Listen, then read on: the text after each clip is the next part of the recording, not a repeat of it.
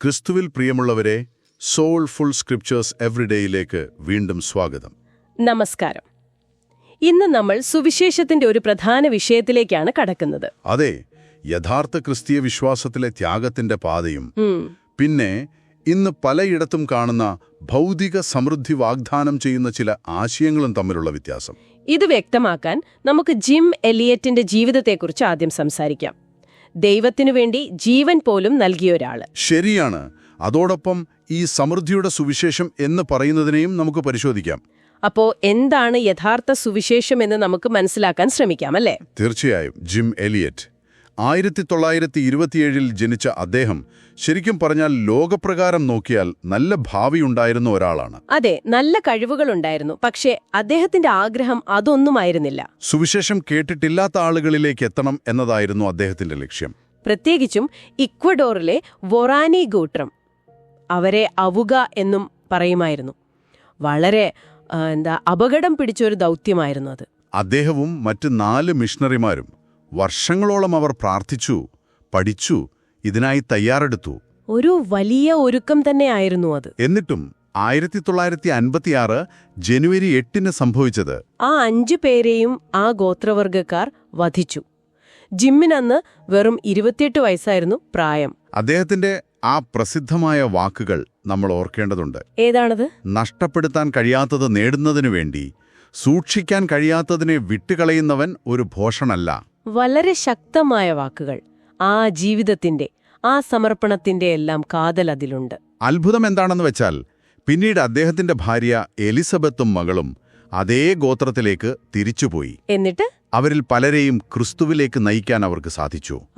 അതാണ് ത്യാഗത്തിലൂടെയുള്ള സുവിശേഷത്തിന്റെ വിജയം. 2 കൊരിന്ത്യർ 4:11 ഓർമ്മ വരുന്നു. യേശുവിന്റെ ജീവൻ ഞങ്ങളുടെ മർത്യ ശരീരത്തിൽ വെളിപ്പെടേണ്ടതിന്. ജീവിച്ചിരിക്കുന്ന ഞങ്ങളെല്ലായ്പ്പോഴും യേശു നിമിത്തം മരണത്തിനേൽപ്പിക്കപ്പെടുന്നു. അതെ. എന്നാൽ ഇതിൽ നിന്ന് എത്ര വ്യത്യസ്തമാണ് ഇന്ന് നമ്മൾ കാണുന്ന ചില കാഴ്ചകൾ. അതെ, ഈ സമൃദ്ധിയുടെ സുവിശേഷം എന്ന് പറയുന്നത്. ആയിരക്കണക്കിന് $1 വിലയുള്ള വസ്ത്രങ്ങൾ ധരിച്ച് ആഡംബര ജീവിതം നയിച്ചുകൊണ്ട് പ്രസംഗിക്കുന്നവർ. നിങ്ങൾ ദൈവത്തിന് പണം കൊടുത്താൽ ദൈവം നിങ്ങളെ 10 മടങ്ങ് സമ്പന്നരാക്കും എന്നൊക്കെയുള്ള വാഗ്ദാനങ്ങൾ. ഇവിടെ പാപത്തെക്കുറിച്ചോ അനുതാപത്തെക്കുറിച്ചോ ക്രൂശിനെക്കുറിച്ചോ ഒന്നും വലിയ പരാമർശമില്ല, അല്ലേ? ഇല്ല. അതാണ് പ്രശ്നം. ഇത് യഥാർത്ഥ സുവിശേഷത്തിന്റെ സന്ദേശമല്ല. യേശു എന്താണ് പറഞ്ഞത്?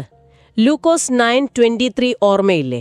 എന്നെ അനുഗമിപ്പാൻ ഒരുവൻ ഇച്ഛിച്ചാൽ അവൻ തന്നെത്താൻ നിഷേധിച്ച് നാൾതോറും തന്റെ ക്രൂശെടുത്തുകൊണ്ട് എന്നെ അനുഗമിക്കട്ടെ. അല്ലേ? സ്വയം നിഷേധിച്ച് ക്രൂശെടുത്ത് അനുഗമിക്കാൻ, അല്ലാതെ സുഖലോലുപതയിൽ ജീവിക്കാനല്ല. മനുഷ്യപുത്രനോ തല ചായ്പാൻ ഇടമില്ല എന്നും യേശു പറഞ്ഞിട്ടുണ്ട്. ശരിയാണ്. പക്ഷേ ഇവരെന്തു ചെയ്യും? യോഹന്നാൻ 10:10 പോലുള്ള വാക്യങ്ങൾ. അവർക്ക് ജീവനുണ്ടാകുവാനും സമൃദ്ധിയായിട്ടുണ്ടാകുവാനും അത്രേ ഞാൻ വന്നിരിക്കുന്നത്. ഇത് ഭൗതിക സമ്പത്തിനു വേണ്ടി വളച്ചൊടിക്കും. സമൃദ്ധി എന്നത് ആത്മീയ സമൃദ്ധിയാണെന്ന് നമ്മൾ മനസ്സിലാക്കണം. തീർച്ചയായും. പൗലോസ് അപ്പോസ്തലന്റെ ജീവിതം നോക്കൂ. അദ്ദേഹം അനുഭവിച്ചത് അധികവും കഷ്ടപ്പാടുകളാണ്. 2 കൊരിന്ത്യർ 11 അദ്ദേഹം അതൊക്കെ വിവരിക്കുന്നുണ്ടല്ലോ. അതെ, തടവ്, അടി, കപ്പൽക്ഷേദം, പട്ടിണി, അങ്ങനെ എന്തെല്ലാം. പിന്നെ അപ്പോസ്തലപ്രവർത്തികൾ 5 അനന്യാസിന്റെയും സഫീറയുടെയും കഥ. അത്യാഗ്രഹം എത്ര വലിയ അപകടമാണെന്ന് അത് കാണിക്കുന്നു. എബ്രായർ 11 വിശ്വാസവീരന്മാരുടെ പട്ടിക നോക്കിയാലോ?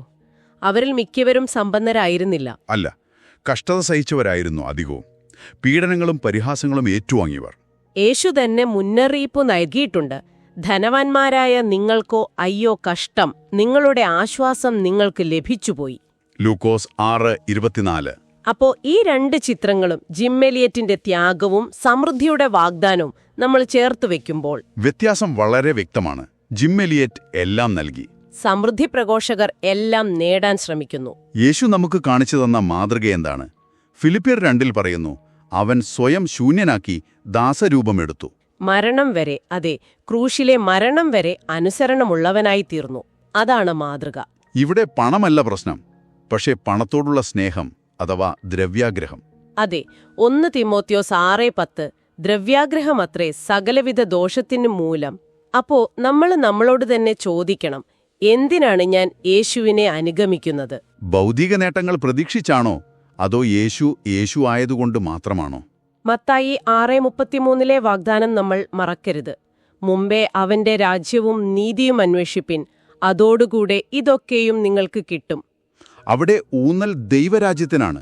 ഭൗതിക കാര്യങ്ങൾ പിന്നാലെ വരും, ആവശ്യമെങ്കിൽ ദൈവം തരും. അപ്പോ പ്രധാന ചോദ്യം ഇതാണ്: ക്രിസ്തുവിനോടൊപ്പം കഷ്ടം സഹിക്കാൻ നമ്മൾ തയ്യാറാണോ? കാരണം റോമർ 8:17 പറയുന്നു, നാം അവനോടുകൂടെ കഷ്ടമനുഭവിക്കുന്നുവെങ്കിൽ തേജസ്കരിക്കപ്പെടുകയും ചെയ്യും. യഥാർത്ഥ സുവിശേഷം നമ്മെ വിളിക്കുന്നത് നമ്മുടെ സ്വന്തം ജീവനെപ്പോലും നഷ്ടപ്പെടുത്താൻ തയ്യാറായിക്കൊണ്ട് യഥാർത്ഥ ജീവൻ നേടാനാണ്. മത്തായി 16:25 ഓർക്കുക. അതെ, തന്റെ ജീവനെ രക്ഷിപ്പാൻ ഇച്ഛിക്കുന്നവൻ അതിനെ കളയും. എന്റെ നിമിത്തം തന്റെ ജീവനെ കളയുന്നവൻ അതിനെ കണ്ടെത്തും. ഈ സത്യങ്ങൾ നമ്മുടെ ഹൃദയത്തിൽ നമുക്ക് ഏറ്റെടുക്കാം. നമുക്കൊന്ന് പ്രാർത്ഥിക്കാം. അതെ, സ്വർഗീയ പിതാവേ, അങ്ങയുടെ പ്രിയപുത്രൻ ഞങ്ങൾക്കു വേണ്ടി കുരിശിൽ മരിച്ചുവല്ലോ. ആ വലിയ സ്നേഹത്തിനും അങ്ങയുടെ മാറ്റമില്ലാത്ത സത്യത്തിനു മുൻപിൽ ഞങ്ങൾ വരുന്നു. ഗലാത്യർ 2:20 പൗലോസ് പറഞ്ഞതുപോലെ ഞങ്ങളും ക്രിസ്തുവിനോടുകൂടെ ക്രൂശിക്കപ്പെട്ടിരിക്കുന്നു എന്നേറ്റു പറയുന്നു. കർത്താവേ, ജിം എലിയറ്റിനെ പോലെ അങ്ങേക്കു വേണ്ടി ജീവൻ നൽകിയവരുടെ സമർപ്പിത ജീവിതങ്ങൾക്കായി ഞങ്ങൾ നന്ദി പറയുന്നു. ഫിലിപ്പിയർ 2 കാണുന്ന യേശുവിന്റെ താഴ്മ ഞങ്ങൾ ഓർക്കുന്നു. ലോകത്തിന്റെ നേട്ടങ്ങൾക്കായി, ഭൗതിക സമൃദ്ധിക്കായി അങ്ങയുടെ വചനത്തെ ഞങ്ങൾ വളച്ചൊടിച്ചിട്ടുണ്ടെങ്കിൽ ഞങ്ങളോട് ക്ഷമിക്കണമേ. സങ്കീർത്തനം 139 അനുസരിച്ച് ഞങ്ങളുടെ ഹൃദയങ്ങളെ ശോധന ചെയ്യണമേ കർത്താവേ.